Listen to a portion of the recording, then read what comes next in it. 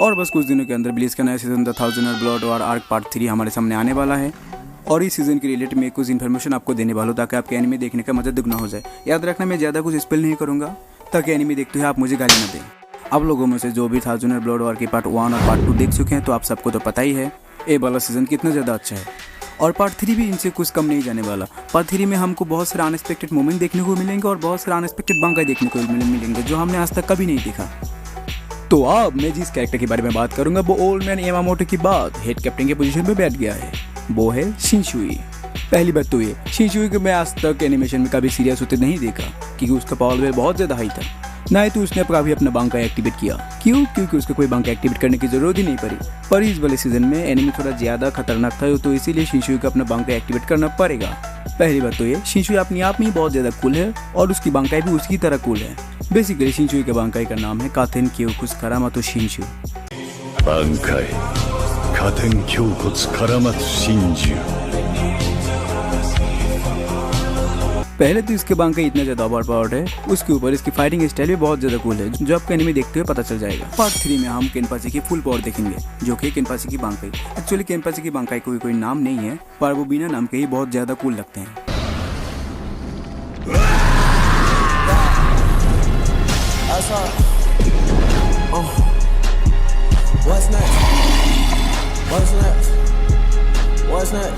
केनपाची ज़ाराकी को हम तो सब लोग जानते ही होंगे। केनपाची ज़ाराकी एक ऐसा बंदा है जो फाइट को बहुत ही ज़्यादा एंजॉय करता है।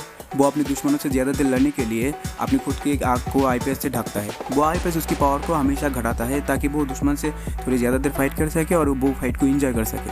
अगर ऐसा बंदा अपनी बंकाई एक्टिवेट करे तो सोचो बहुत क्या होगा। केनपाची ज़ाराकी जब अपनी बंकाई एक्टिवेट करता है तो वो एकदम से रेड बीस्ट मॉन्स्टर बन जाता है। अगर आप मंगा रिटर्न नहीं हो तो इतना तो कन्फर्म है कि आपके रोंगटे खड़े होने वाले हैं। ये तो हो गई केनपाची के बारे में बात। अब मैं बात करती हूँ इस शो के मेन कैरेक्टर के बारे में जो है इशुगो कुरोसाकी। इस शो का मेन कैरेक्टर वो ही है तो समझ सकते हो उसके पास कितनी ज़्यादा ताकत होने वाली है। इस वाले सीजन में हमने इशुगो कुरोसाकी की जो वाली पावर देखने वाले हैं वो उसकी पिछली सारी ताकतों को पीछे छोड़ देता है। यानी कि हम इधर इशुगो की टूरू बंकाई देखने वाले हैं जो बहुत ज़्यादा ताकतवर है। इशुगो की टूरू बंकाई की पावर लेवल आप इसी से समझ सकते हैं। यो हाबाहा जो है वो इशुगो की टूरू बंकाई से बहुत ज़्यादा डरते हैं। एक बात और, मैं इधर उनकी बंकाई की पावर एक्सप्लेनेशन नहीं करूँगा क्योंकि अगर मैं अपनी वीडियो में ही सब कुछ बोल दिया तो आप एनिमे देख के घंटा उखड़ लोगे। ये सब कुछ तो ठीक है। अब नेक्स्ट जो कैरेक्टर के बारे में बात करूँगा उसको आइजन ने खुद बताया वो उसका टक्कर का है। अगर वो कैरेक्टर चाहा तो आइजन को भी सरपास कर सकता था पर उसने कभी ऐसा किया नहीं। मैं बात करने वाला हूँ फॉर्मर कैप्टन और एक कैंडी शॉप ओनर किसके उराहरा के बारे में। उराहरा एक काफ़ी स्मार्ट कैरेक्टर है। वो स्मार्टनेस के लेवल में आइजन को भी टक्कर दे सकता है।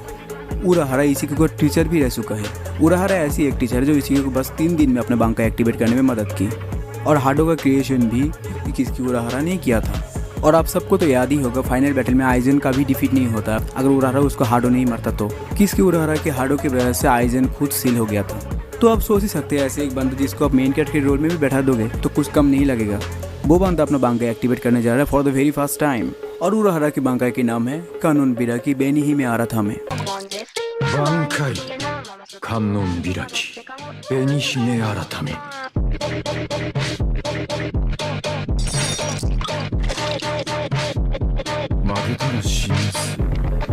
एक्चुअली वो अपनी बंकाई की मदद से जायंट मॉमी यानी उनाहाना को बुलाता है और एनिमी को डिफीट कर देता है। तो ये थे कुछ ऐसी बंकाई मोमेंट जो आप TYBW पार्ट 3 में देखने वाले हैं। तो अब ये वाला शो आराम से एंजॉय करना। अगर आपको बंकाई की एक्सप्लेनेशन चाहिए तो मुझे कमेंट पे जरूर बताना। मैं आप सबके लिए बंकाई को बहुत अच्छी तरह एक्सप्लेन करूंगा। और अगली वीडियो किस टॉपिक के ऊपर चाहिए मुझे कमेंट करके जरूर बताना ताकि मुझे वीडियो बनाने में थोड़ी आसानी हो।